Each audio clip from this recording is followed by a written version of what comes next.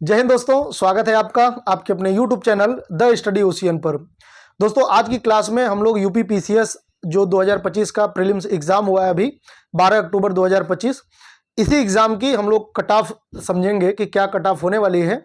और दोस्तों हम लोग न केवल कट ऑफ समझेंगे, वो तो कोई भी बता सकता है, ऐसे हम उसका कुछ वैज्ञानिक आधार भी समझेंगे, है ना। एनालिसिस करके हम लोग ये देखेंगे कि हमारी जो एक वैज्ञानिक पद्धति से जो कट ऑफ संभावित है वो कितना हो सकता है ना। दोस्तों वैसे ये क्लास बनाने का मेन पर्पज ये है कि मेरे कुछ ऐसे स्टूडेंट हैं जो इस विषय की डिमांड कर रहे थे कि सर आप एक बार कट ऑफ बता दो, और मेरे कुछ मित्र मंडली भी है, कुछ मेरे दोस्त यार भी हैं जो यूपी पीसीएस का भी पेपर दिए थे, तो उनका भी ये था कि भाई आप बता दीजिए। तो मेरे दोस्त हैं, वो तो बहुत सारे दोस्त भी हैं और बहुत सारे स्टूडेंट भी हैं, हमारा फ्रेंड सर्कल भी काफ़ी लंबा है दोस्तों। तो इसमें इन्हीं सब वजहों से ये मूड बनाया गया हमारी टीम ने और हमने कि चलो भाई एक ऐसा वीडियो बनाया जाए जिसमें हम लोग कट ऑफ डिसाइड करें, और ताकि ये जो माइंडसेट है अनिश्चितता वाला, वो मैक्सिमम जो स्टूडेंट हैं वो इससे बाहर निकल करके क्या करें क्या ना करें ये भी हम लोग समझेंगे। तो दोस्तों चलिए स्टार्ट करते हैं। सबसे पहले तो यूपी पीसीएस प्री जो एग्जाम हुआ अभी 12 अक्टूबर को, उसका संभावित कट ऑफ हम लोग समझेंगे। और कट ऑफ समझने से पहले मैं आपको ये बताता हूं कि कट ऑफ जो निर्धारित करते हैं वो कौन कौन से कारक हैं, वो कौन कौन से ऐसे फैक्टर हैं जो दोस्तों कट ऑफ को हमारे डिसाइड करते हैं, निर्धारित करते हैं। तो सबसे पहले तो लेवल ऑफ पेपर का जो स्तर था वो कैसा स्तर था पेपर का। दूसरा नंबर ऑफ वैकेंसी की जो संख्या है वो कितनी है, ये दो फैक्टर बड़े फैक्टर हैं ना। ये जो दोनों फैक्टर हैं, ये जो ज़्यादा बड़े फैक्टर हैं दोस्तों, यही स्पेशली डिसाइड करते हैं कि कट ऑफ क्या होने वाली है। लेकिन हाँ कुछ गौड़ कुछ छोटे फैक्टर भी हैं जो ये डिसाइड करते हैं, जैसे कि उपस्थिति या सी सेट का स्तर। उपस्थिति भी डिसाइड करता है, लेकिन हम लोग समझेंगे कि इस मामले में कैसे ये कमजोर कड़ी है उपस्थिति या सी सेट का। तो सबसे पहले तो इन्हीं को हम लोग देखते हैं, इन दोनों को हम लोग, क्योंकि बहुत ज़्यादा इसका रोल नहीं है तो मैं आपको बताता हूँ। देखिए उपस्थिति दोस्तों, उपस्थिति है 42% और 58% अब्सेंट रहे ना। 42% की प्रेजेंट है और जो 58% है वो अनुपस्थित रहे, यानी कि वो गैर हाजिरी रही उनकी और वो वहां पर एग्जाम नहीं दे पाए दोस्तों ना। ये हम सबको पता है। अब देखिए उपस्थिति तब फैक्टर होता है, बहुत सारे ऐसे, ये सब मैं इसलिए बता रहा हूं क्योंकि बहुत सारे स्टूडेंट को लेकर के ये भ्रम है कि ये सब फैक्टर है नहीं है, क्या है मामला क्या नहीं, क्योंकि कुछ टीचर ऐसे भी हैं जो ये उपस्थिति बता करके बहुत मोटिवेट कर रहे हैं। तो इतना भी नहीं है ना। उपस्थिति भले ही 42% है, लेकिन ये भी हमें ध्यान रखना पड़ेगा दोस्तों कि ऐसा कोई प्राकृतिक आपदा नहीं था कि स्टूडेंट पहुंच नहीं पाए। अगर कोई जैसे मान लीजिए बारिश वगैरह होता या कुछ, भगवान न करे ऐसा कभी हो, लेकिन ऐसी कोई विकट परिस्थिति होती जिसकी वजह से स्टूडेंट नहीं पहुंच पाते, तो ये बड़ा फैक्टर हो सकता था। लेकिन यहाँ पे चीजें बिल्कुल स्थिर थी, सामान्य थी, और उस कंडीशन में स्टूडेंट पेपर देने नहीं गया। और जब वो पेपर देने नहीं गया तो जाहिर सी बात है कि उसका पहले से प्लान रहा होगा। तो जिन स्टूडेंट्स की तैयारी एवरेज रही होगी या एवरेज से बढ़िया रही होगी वो तो जरूर देने गए होंगे। हाँ, जिनकी एवरेज से कम रही होगी, जिनको लगा होगा लेकर के, तो वो हाँ कुछ एक आध अपवाद ऐसा हो सकता है। इतने में दोस्तों कुछ एक ऐसे स्टूडेंट हो सकते हैं जो किसी परिस्थितिवश नहीं गए, तो वो तो 100% की उपस्थिति, 90% भी उपस्थिति होता तब भी हो सकता था ऐसा, तो वो अपवाद है। लेकिन सामान्य स्थिति में अगर 42% उपस्थिति है तो इसका मतलब जिनकी भी तैयारी एवरेज या एवरेज से अच्छी रही होगी वो सभी स्टूडेंट एग्जाम को दिए होंगे। तो इसको लेकर के अगर कोई ये कहे कि नहीं बहुत कम कट ऑफ जाएगा क्योंकि लोग उपस्थित नहीं हुए थे, तो मेरे ख्याल से ये ठीक नहीं है। और दूसरा दोस्तों सीसेट का स्तर, ये एक बड़ा फैक्टर है इस बार, है ना। ये बड़ा फैक्टर है। फैक्टर क्या है, जो ये सी सेट है ना, ये आप देखो हर साल की तुलना में काफी इजी आया हुआ है ना। सी सेट मैक्सिमम, अगर एक सामान्य स्टूडेंट है और वो ठीक ठाक चीजों को कैलकुलेट करना जानता है या सामान्य समझ रखता है, पीसीएस स्तर की उसकी पढ़ाई हुई है, तो इस बार सी सेट में फंसने का चांस बहुत कम था। सी सेट में दोस्तों, सीसेट जो था इस बार का थोड़ा इजी था, और मैक्सिमम जो स्टूडेंट हैं, मेरी जो कुछ स्टूडेंट जो जीएस में बहुत अच्छे थे, पिछली बार मेरे 2-3 ऐसे दोस्त थे जो पिछली बार जीएस बहुत अच्छा होने के बावजूद भी उनका सी सेट गड़बड़ हो गया था, लेकिन इस बार उन्हें अच्छा लगा और वो भी सी सेट आसानी से क्वालिफाई कर पाए। तो सी सेट एक अच्छा फैक्टर है इस मामले में कि यह उसको बढ़ा रहा है, जो कट ऑफ है उसको बढ़ा रहा है ना, कट ऑफ को बढ़ा रहा है। लेकिन क्या केवल यही दो फैक्टर हैं, तो ऐसा नहीं है, ये दो फैक्टर भी हैं, पेपर का स्तर और वैकेंसी की जो संख्या है, ठीक है। तो सबसे पहले हम लोग समझते हैं कि पेपर का स्तर क्या है। पेपर का स्तर क्या है दोस्तों, ये हम लोग समझने वाले हैं। तो सबसे पहले तो देखिए पेपर का स्तर कुछ लोग बिल्कुल ही इजी बता रहे हैं, कह रहे हैं कि अरे बहुत इजी था और हर स्टूडेंट के 100 से ऊपर ही है, बहुत सारे स्टूडेंट के 100 से ऊपर है, ऐसा दावा कर रहे हैं। और जबकि कुछ ऐसे टीचर हैं या ऐसे स्टूडेंट भी हैं जो ये बता रहे हैं कि नहीं पेपर बिल्कुल कठिन था और वो देखते ही हम लोगों के पसीने छूट गए। और इन दोनों से बीच की स्थिति ये है कि पेपर कुल मिलाकर के मेरा ऐसा मानना है दोस्तों कि देखिए बाहर आप आकर के एनालिसिस करें और आकर के ये बताएं कि नहीं पेपर बहुत ही इजी था, बहुत ही हलवा था, तो ऐसा भी नहीं है। उसकी वजह क्या है कि आपको ये समझना पड़ेगा, एक तो होम डिस्ट्रिक्ट था नहीं, सेंटर हमारा होम डिस्ट्रिक्ट नहीं था, सेंटर था बाहर। तो बाहर जा करके और रात भर स्टूडेंट स्टेशन से कौन कैसे पहुंचा है कैसे नहीं पहुंचा है, तो माइंड सेट मैक्सिमम स्टूडेंट का स्टेबल नहीं होगा क्योंकि वो दूसरे डिस्ट्रिक्ट से गए थे। तो पहली बात तो ये है। और दूसरी बात ये है दोस्तों कि सेंटर वगैरह पे पहुंच करके और ये सारी चीजें करके और ये जो सारी चीजें होती हैं उस स्थिति में आपको पेपर देना होता है और उस आधार पे आपको डिसाइड करना पड़ेगा, आपको सोचना पड़ेगा कि कट ऑफ क्या जा सकती है, पेपर कैसा रहा होगा। अब बाहर आकर के सामान्य आपका जो मनोबल है, मनोदशा है, वो सामान्य परिस्थिति में आप दे रहे हैं पेपर और आप कह रहे हैं पेपर बिल्कुल हलवा था, पेपर बिल्कुल सरल था, तो ऐसा नहीं है।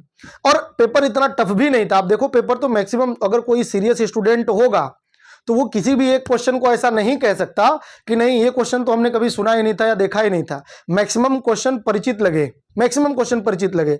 तो मामला क्या है कि पेपर कठिन था या पेपर इजी था। तो दोस्तों कुल मिलाकर के मामला यह है कि जो पेपर था वो मॉडरेट था, है ना, बिल्कुल मध्यम स्तर का पेपर था। और मध्यम स्तर का पेपर से थोड़ा सा टफ की ओर जा सकते हैं। टफ की ओर क्यों जाएंगे? क्योंकि पेपर तो इजी था, नो डाउट। क्वेश्चन जो थे पेपर में, जो क्वेश्चन थे वो सारे के सारे इजी थे, सब जाने पहचाने लगे थे। लेकिन उसमें जो ऑप्शन आप देखेंगे तो ऑप्शन निश्चित तौर पे फंसाने वाले थे। कोई भी एक ऐसा जो मतलब दोस्तों मेरे तो 2-3 ऐसे स्टूडेंट हैं जो कि हर बार मेंस लिखते हैं, कम से कम 2-3-4 साल से वो 3 बार या 4 बार वो मेंस लिख चुके हैं। अब उनसे बात करने पर भी ये पता लगा कि नहीं पेपर भले ही इजी था लेकिन ऑप्शन फंसाने वाले थे और वो भी फंसे। तो एक तो ये बात हो गई, तो ऑप्शन ऐसा रखा गया था। और दोस्तों क्वेश्चन का आप लेंथ देखो, बहुत लंबे लंबे क्वेश्चन है ना। तो एक तो क्वेश्चन का लेंथ लंबा है और दूसरा कि क्वेश्चन के जो ऑप्शन है वो कोई भी वन लाइनर में नहीं है, यानी कि पढ़ने में एक लंबा पढ़ करके उसको समझ करके फिर आपको छांटना है और फिर गोला भी भरना है। तो ये सारी चीजें आपको ध्यान रखना पड़ेगा। और ये सारी चीजों के बाद मैंने ये पाया है कि मेरे केवल एक ही दो ऐसे जो मित्र हैं या जानने वाले हैं, केवल वही 100+ हैं। हाँ, कुछ ऐसे स्टूडेंट जरूर हैं जो 90 और 100 के बीच में हैं, लेकिन मैक्सिमम जो ऑन एवरेज स्टूडेंट है ना, जिसको लेकर के ये है कि ये होगा नहीं होगा, तो उसकी स्थिति हमेशा 82-83 के ऊपर नहीं पहुंची है, मैंने जितने भी लोगों से बात किया है। तो एक अनुमानित कट ऑफ क्या होना चाहिए? तो अनुमानित कट ऑफ दोस्तों होना ये चाहिए, पहले तो मैं पेपर का स्तर बता दिया आपको कि पेपर का स्तर अनुमानित तो अभी देखेंगे ही।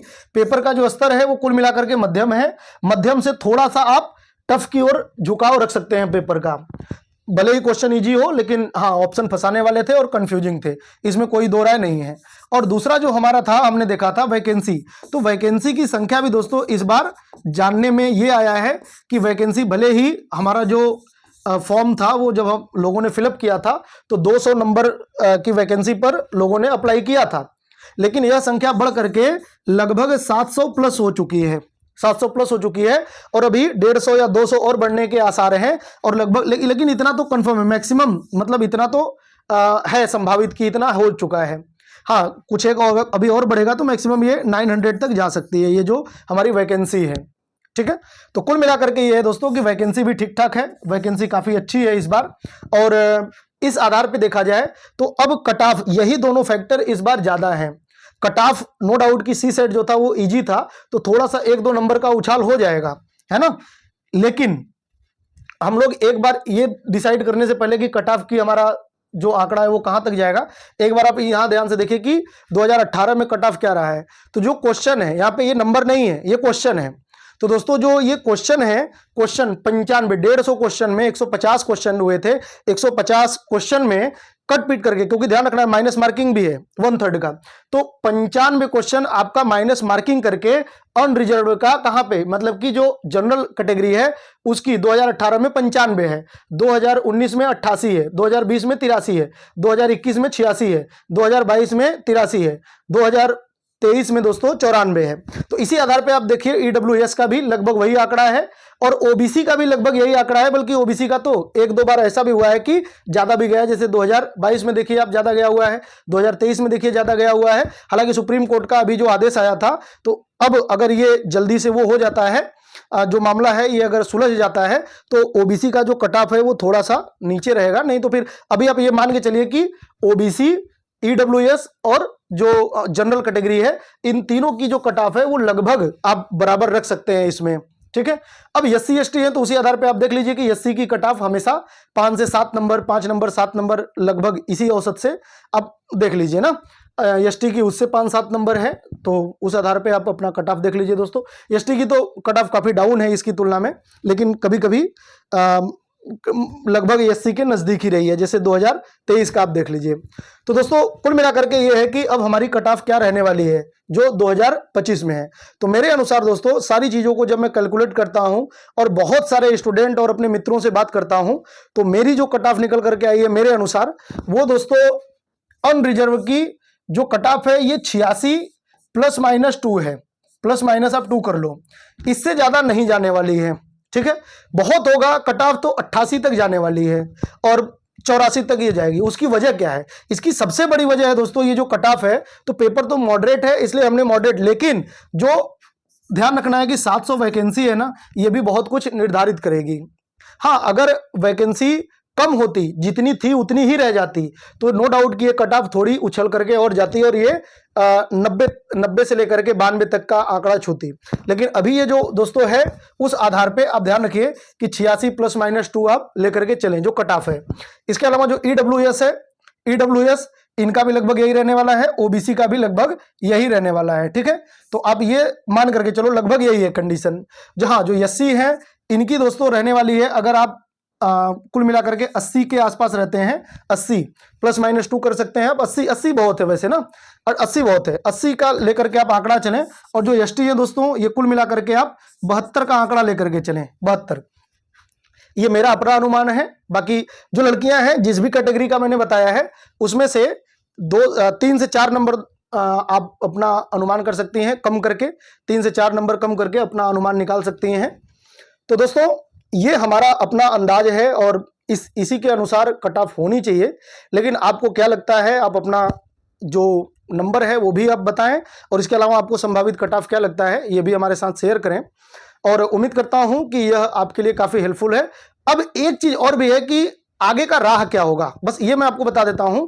जिन भी स्टूडेंट का दोस्तों, जिन भी स्टूडेंट का, और ये मैं किसके बेस पे बोल रहा हूं, अनरिजर्व का, जो कि जनरल है, जनरल की बात कर रहा हूं।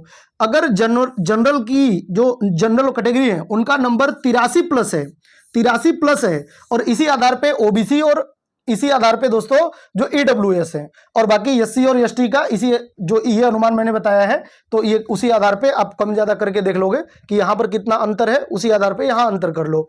तो ये क्वेश्चन है, क्वेश्चन की संख्या है, मैं बार बार रिपीट कर रहा हूं। नंबर का मतलब जो क्वेश्चन का सही होने का, काट पीट करके पूरा जो नेट आपका जो सही बैठ रहा है उसके आधार पे। अगर 83+ है तो दोस्तों आपको अभी से मेंस की तैयारी में जुट जाना चाहिए। अब आप कहेंगे कि सर एक बात बताइए, मैं बहुत कंफ्यूज हूं, अगर 85 गया तो, अगर 86 गया तो, अगर 88 गया तो। बिल्कुल जा सकता है, कोई बड़ी बात नहीं है, लेकिन गया तो भाई आपका जो तैयारी है वो बेकार नहीं जाएगा।